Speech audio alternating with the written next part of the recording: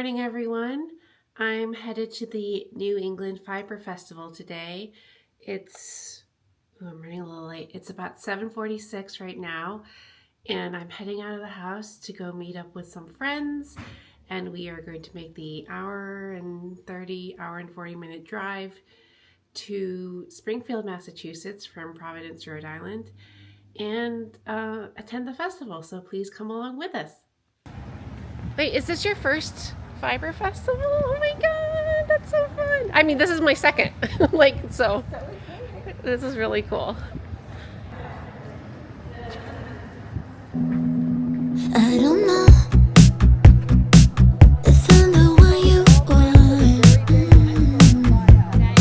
Should I go,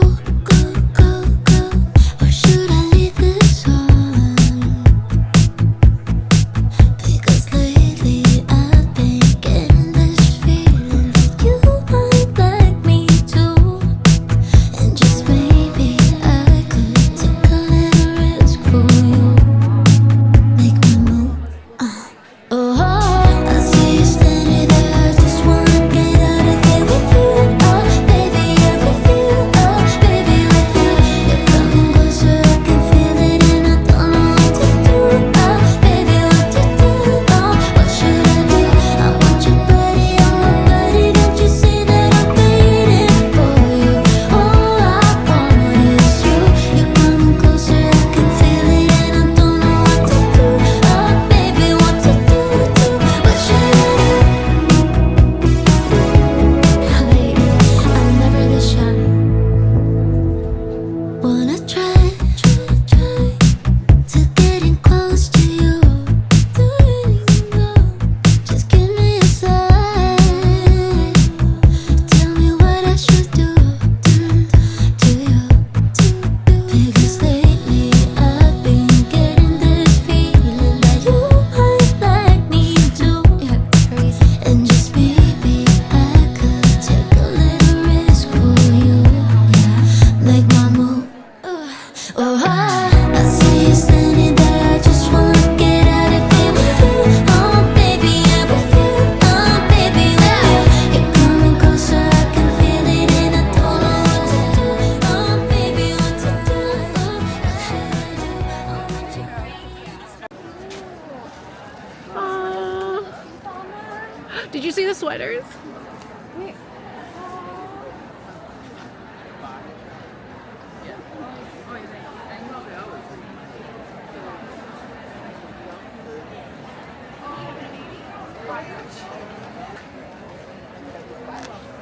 Oh.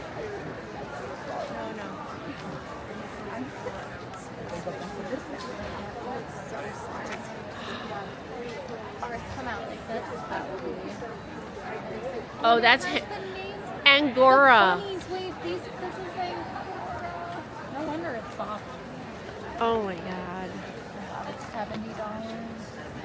This one, what is this? $40? Oh. Yeah. This is the cheap bunny. Oh no, Una. Bunny.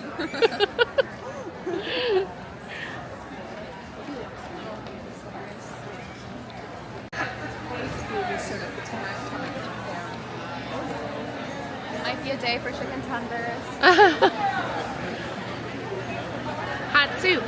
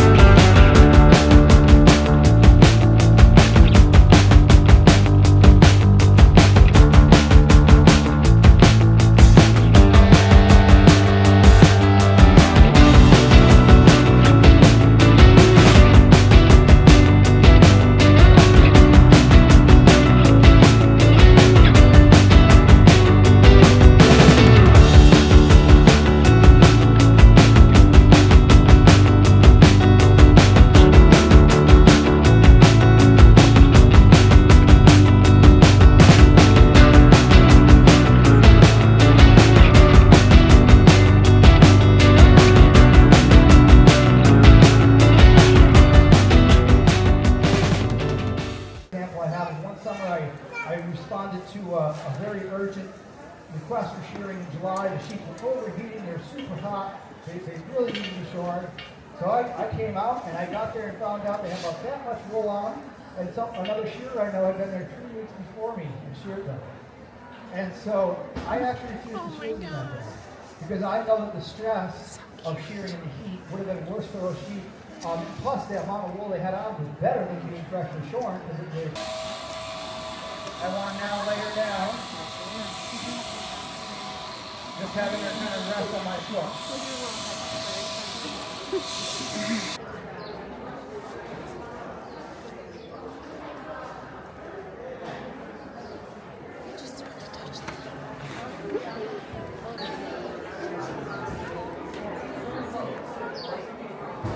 You are so cute!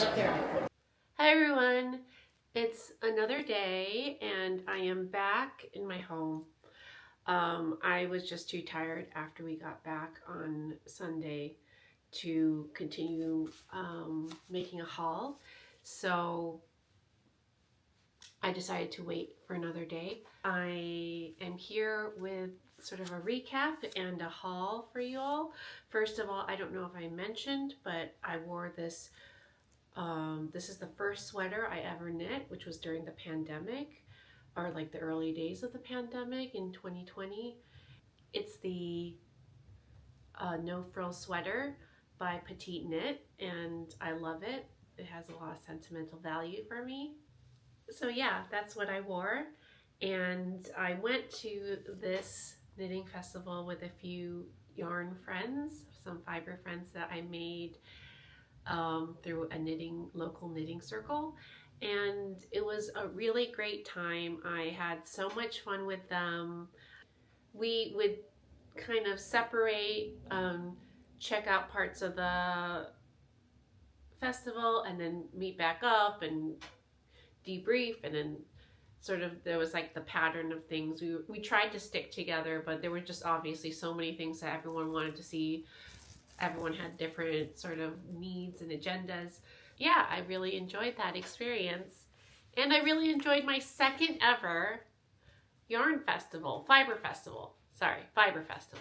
After I do my haul, maybe I'll do like a little recap / comparison of my now two fiber festival experiences, and both were really great. I would highly recommend both. They were just slightly, they were different experiences, and I think it's really great if you haven't been to a fiber festival to know what you are in for and maybe how to prepare a little bit. And I hope that this video helps you with that. So I'll just quickly go in and tell you how it was. On Sunday, I drove again with a group of people from Providence, Rhode Island, to Springfield, Massachusetts, which is about an hour and 45 minutes away from where we lived. And it was a fine drive. Obviously, like, not ideal to do that kind of trip. Like, we met up at 8 a.m. and immediately set off, and we, like, by the time parking was done and everything, and we were through, the security, I think we got in around 10. So that's a consideration, especially because Sunday at the New England Fiber Festival. Oh, did I not mention that this was the New England Fiber Festival? Yes, this was Fiber Festival of New England is the official, Fiber Festival of New England is the official title of the festival. And we got in around 10 a.m. on Sunday, and Sunday only goes from, I believe, 9 a.m. to 3 p.m. So it was already, we felt like the time crunch of making sure that we could see everything before the festival closed. But it was interesting. As a Sunday experience, I think it was really nice, kind of chill. The first thing that made me sort of break the ice in terms of buying yarn was actually a yarn by a brand that I've used before. Like, I haven't used this particular yarn, but I have used Juniper Moon Farm yarn before, and I really enjoyed the experience. So I was excited to see that again, and I just was really compelled by this color. So it's this color, in the name of the yarn is called Moonshine, and it's a luxury blend of Peruvian Highland wool, extra fine baby alpaca, and organic silk. And that's 40% alpaca, 40% wool, and 20% silk. And I believe this is a worsted weight. I'm pretty sure it was a worsted weight, which was, or it might have been a DK weight. I think it could fall into worsted or DK weight. And that's kind of what I was looking for a hood that I want to make. I'll put the hood that I want to make with this is, let me look it up. The Harris hood by Cheryl Muktaki. And so I just think this, I'll insert a picture of it here. And I think this would be a great color for that. I think it will go really well with my hair. And I was content with this. I was like, this is going to be great. This is exactly what I need. But I will show you in a little bit that I got something else to go with it. I bought these two at the Knitty Gritty Girl Yarns shop. Let me just check my notes. The Knitty Gritty Yarn Girl, and this color is called Seaside. You can see it in the sun. It's just such a pretty, like, aqua, green blue color. And then while I was there, this is just, I don't even know what I picked this up for. I only picked up one ball of it. And it's also by Juniper Moon Farms. It's this in Harris, which is an upcycled tweed featuring wool and silk. And I got it because this is just my dream in term color combination of tweed. Like, I really love lavender / lilac, and I love these like kind of speckled pink blues that's in it. I have to find something to knit this with. This was an impulse. I think it was like $16, and I was like, I love it. I need to have it. So I got that. Then we walked by the Rhode Island Spinners Guild, and they were showing us doing demonstrations. There were people spinning on their wheels, which was really cool to watch. We saw them using drop spindles to spin yarn, and they also had these, which were, you know, sort of like DIY drop spindles. Really cool. This one is all wound up, but essentially they were doing demonstrations and letting us try spinning our own yarn with these drop spindles. Oh my gosh, me and my friends, we were obsessed. We were trying it. We were like, so it was like, we kept saying it's like magic.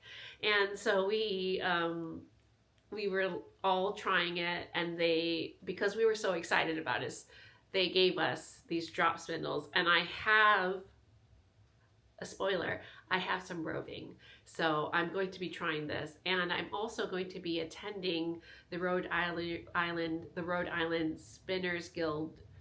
I believe their monthly meeting is this upcoming Saturday. So I'm really hoping to attend, and I'm hoping to, you know, if not attend this meeting, attend one in the future,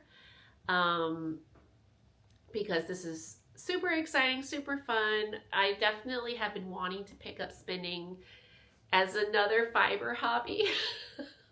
Oh, hi, Rocky. Oh, and he's so interested in all my yarn and all my plastic bags, so he'll make himself at home right here. I really have been interested in spinning. I think it's kind of a natural progression. If you get into like sort of fiber arts, that spinning becomes one of the things that you're like, oh, I could make my own yarn. That sounds really exciting. So yeah, I got this DIY drop spindle. I'm gonna bring it with me with my roving to a Spinners Guild meeting. And so this drop spindle inspired me to buy my next purchase, which is this roving. It's white Shetland and it's from Forever in Fiber. They're on Etsy, so it's foreverinfiber.etsy.com. And the proprietor, he was so helpful. Like, something that I was talking about with my friends is that, you know, we were like really excited about all the blends of roving that we could get. Like there was like silk and alpaca and all this stuff that was blended in. And we were like, we asked him, is this good for a beginner? And he was honest and he said, I think you should just start with like 100% wool roving. It would just be easier, you know, it would be, oh, it's crinkly.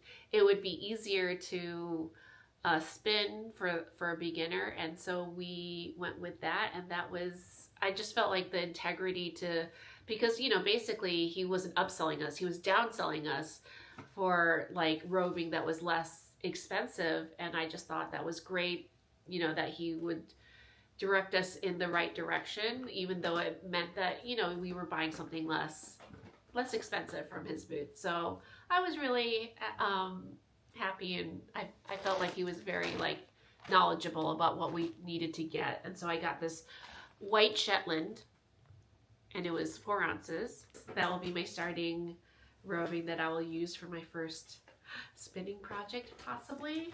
Oh my gosh, Rocky is in my plastic bag. This is a boy that loves plastic bags. So I didn't really get that much. So I want to also just show the 2 more things that I got. And now remember, I got this from Knitty Gritty Yarn Girl. I was walking by Nightingale Fibers and I just saw that they had some really cool mohair lace weight yarn. And then I saw this color and I thought, oh, that will go really well. That will be so pretty. So it's Gale in their Gale, which is 64% mohair, kid mohair, 36% silk. It's lace weight, and it's in the color Sage. Oh, Rocky. Oh my gosh, you have to see this. This is insane. Rocky. Oh my goodness. Okay. So I don't know. Now I put it back in a weird way. Oh, I forgot the last thing that I bought. Another crinkly bag. A bag of undyed yarn. So this is undyed fingering weight yarn by Test Designer Yarns in their Baby Bunny design, which is 60% superwash merino wool, 20% angora, and 20% nylon. So it's fingering weight, and it is so soft. And I basically, my friends, we kind of met up at the end after we had gone our separate ways for like half an hour. And they were like, they're selling this yarn for super cheap over there at that booth. You have to go check it out. So yes, I went to Test Designer Yarns and I got 4 of these for $5 each, which I think is amazing. I'm so excited. I don't know what I'm going to do with it. And the fact that it's undyed makes me feel like I could maybe dye it. I've never dyed anything before, so that's maybe more like the crafter's audacity. Okay. That's maybe more the crafter's audacity that's talking, but yeah, these, I'm really excited. I mean, also this is just like a beautiful like color. I'm sure it would knit up something really gorgeous too, even if I don't dye it. Either way, I'm just super excited to see what comes of this, and I'm so glad I got 4 skeins. I'm kind of wishing I got more. But yeah, that's what I got. Kind of like hold it up. These, and then these, and yeah, I had a super fun time. There were a couple booths I went to that where I didn't buy anything necessarily, but I just was like, these places I will have to keep in mind for future purchases. And that included, I'm probably going to miss some, but let me look at my list. That included Athena Spinning, because they just had these gorgeous, I think I have some footage. They had these gorgeous spinning wheels that were super portable. They make it themselves. And they were so kind to give us a demonstration. They let me try it out, even though I don't know. Like, they just let me like pedal the machine. And it was super cool. I did not know what I was doing, but I had so much fun trying it out. And they like gave us the whole like story behind how they made the spinning wheel, and how they had like their different iterations, the 17 different like versions that they'd made of it. So they've really put a lot of work into making this spinning wheel, and I was really excited to meet someone who was so passionate about what they'd made and their craft. So once I become a spinner, asterisk on that, then that might be something I look into, but obviously I need to first learn how to spin before I can decide what kind of machine I need, or what I just need to delve more into that world to see what would be useful for me. Also looked at, I think Dirty Water Dye Works was another one that had great colors. They had they just had really soft, really beautiful colors. By that time I had made my purchases and I wasn't really looking to purchase more. Otherwise I definitely would have. Hurricane Hill Heritage Goods, I visited their booth and they were so nice. They are a Rhode Island farm, and they mentioned that they in the springtime do a sheep shearing, and there will be babies at their sheep shearing. So I am super excited. I would love to go and see that. We visited Contrinkles, another Providence company. They have like really great notions.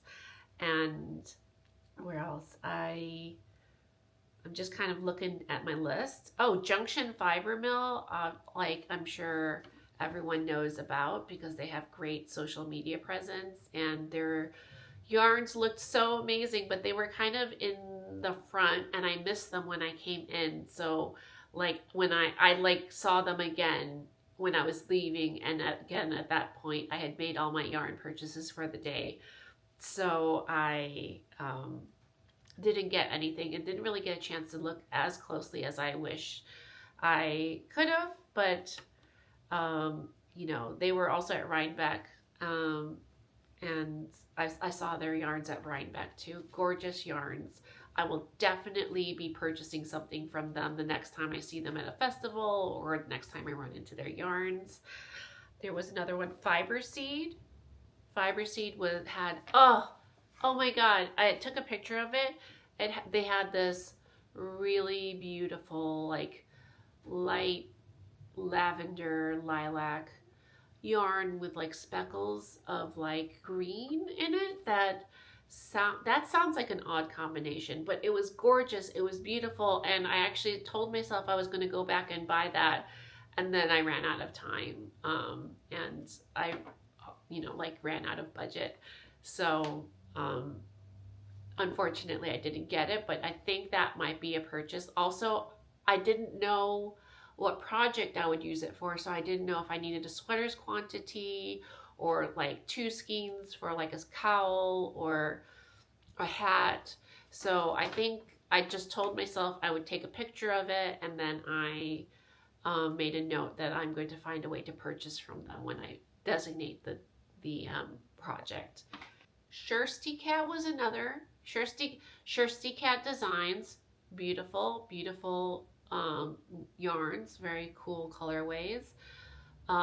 Seven Sisters Arts, I really enjoyed their colors as well. Subito Farm Designs had amazing sweater designs. Summer Camp Fibers was another one where I just love their bright, colorful yarns. And I think as I recap, I'll talk about the fact that like I did not know, I was not prepared for this festival as I was for Rhinebeck, and therefore I just didn't know what I was looking for. And so if I had known what I was looking for, I probably would have gotten something from them, because they just have beautiful pinks and oranges and yellows and like just vibrant colors that I love as an accent, or like, I don't know, maybe would, work as the main color for an object. I just have to like have a project in mind that I can envision. Yeah, so those were the yarns that I got, and let me recap how the day went. We got there at 10 a.m. and then we kind of tried to do the periphery, tried to kind of do a whole walkthrough.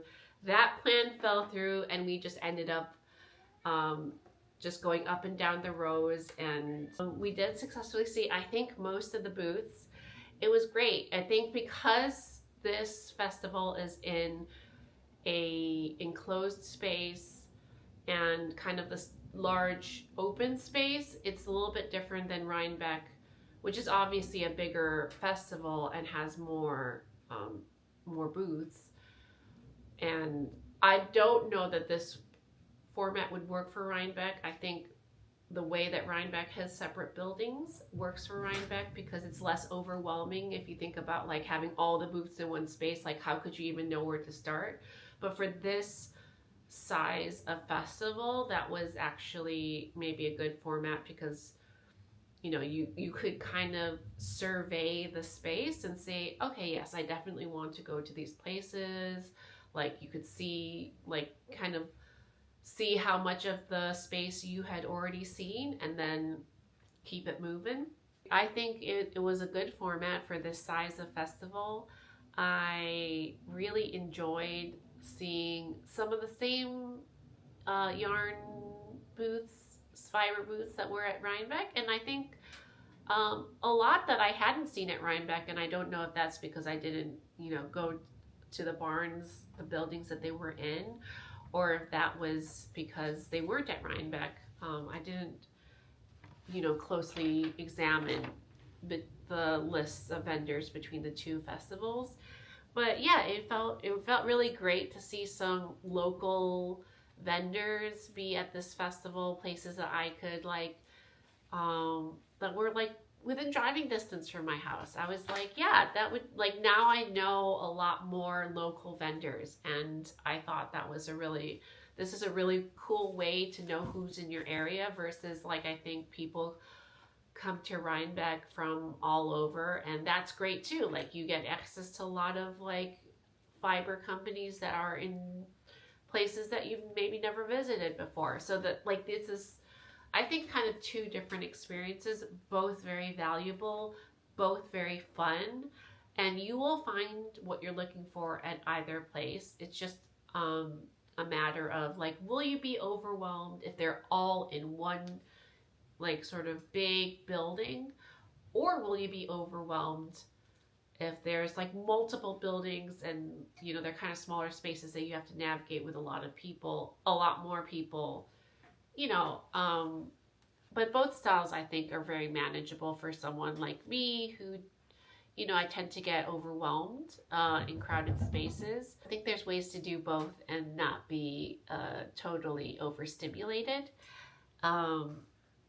I will say that for Rhinebeck, I went in with like a notebook. Like I knew that having that many vendors, I would be overwhelmed and unable to make decisions and have a lot of decision fatigue. So I went in, I had a list of small projects, medium-sized projects, and sweater quantity projects with weights and colors that I was envisioning, and just like I just went in with that, and that ended up being so helpful, so useful, and helping me just focus in on the kinds of yarn and colorways that I wanted. Whereas I felt maybe with a little bit of hubris coming into this festival, oh, it's a smaller festival, and you know, I kind of had like a browse through my Ravelry account and thought, okay, maybe these are a couple things. I ended up focusing on one thing, which was the hood, and that's why that's the only project I really bought yarn for. And then like I had these like the roving because of the spinning inspiration, and then honestly the other yarns that I got, they will be used, but I don't know for what. I've also bought a lot of yarn recently, a lot for me, I will say. I don't know, like I don't want to like say what's a lot and what's a little for anybody else, but for me, I tend not to have a large stash. I tend to buy yarn for specific projects and then knit that, or at least, you know, like have it as a whip. Buying all of this yarn that I've bought lately and not having put it on my needles is starting to make me feel like I'm having a larger stash than I usually have, and that's neither a bad thing nor a good thing. I feel entirely neutral about it, but it does make me feel like I'll forget about it. And I don't want to forget my yarn. I'm also trying to be better about using Ravelry to update my stash. I don't want to buy too much more yarn now for a little bit until I've like dug into this amount of yarn that I have. I have, however, forgotten, because I didn't plan for this festival, I did forget to get yarn for my husband's hat. He requested a hat in the fisherman sort of style, and I don't even know what pattern. This is a very recent request, so I didn't even look up a pattern. I just was not prepared for that, and therefore I do not have the yarn for that project. And so that will maybe be a future yarn hunt. But other than that, I have no plans to buy any more yarn. I think that will be just what I need to do in order to maintain my stash at a size that feels manageable for me. I'm excited to cast on my current project plans. I have, okay, I'm going to update you on my Julvast vest, because I have made significant progress in that in the last week, and I think that's just a testament to how addictive it is to knit this kind of pattern. I love it, but I do have some thoughts on it, so I will share that when I go grab my vest. Okay, I'll be right back. I'm back with my Rhinebeck tote, and I have in here, let me get these patterns out of the way. I have in here, oh my gosh, let me make sure I don't drop any stitches. I have in here my Julvast vest. I think actually Julvast means Christmas vest, so I think every time I say Julvast vest, I'm actually just saying Christmas vest. That's just a guess, so if I'm wrong, also you can correct me. But so I have my Julvast, and I love it. It has Christmas trees at the bottom, Christmas ornaments in this heart shape, And then this reindeer, and then this like really beautiful, fun Christmas star pattern on top. And so like, I think this is like maybe about halfway, maybe a little less. I don't know. I have to like kind of, at some point I'll probably put it on barber cord and then like try it on and see where it hits in my torso, because I don't anticipate this being like a super long vest. I think not cropped. I think just hitting at my waist would be great. And then like maybe I'll have like, it doesn't matter if my shirt kind of peeks out from underneath. I think that's kind of charming. So I'm very excited about this. You might have spotted in my past video that I was wearing the Sophie scarf that I cast on with Mallory from our Rhinebeck weekend. So that is finished. I'm also working on this, the All Too Well scarf. If you'll remember, I also cast that on with Mallory from our Rhinebeck weekend. It's a fun, very like, it has good repeats. It's a fun pattern in that it repeats and you can kind of do it as you're watching TV. I think this will be a very warm addition to my winter wardrobe. And yeah, that's basically what I've been working on, but I obviously have so many ideas for things that I want to knit and things that I want to cast on. I think I'll try to cast on my Harris hood at some point in the next week or two. Once I find the yarn for my husband's hat, that will be something that gets cast on. And so I have a lot of upcoming projects that I'm really excited for. And I will say, this is getting me so excited.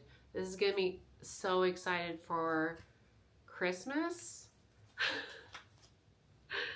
Oh my gosh. Look at this. Are you playing with my yarn? That is not a toy. It's getting me so excited for Christmas. It just feels like the best season to be knitting in. And if you are knitting projects for yourself or for other people for Christmas, please let me know. I would love to hear what everyone else is knitting. And thank you for watching my video. I'll see you in the next one. What are you guys doing?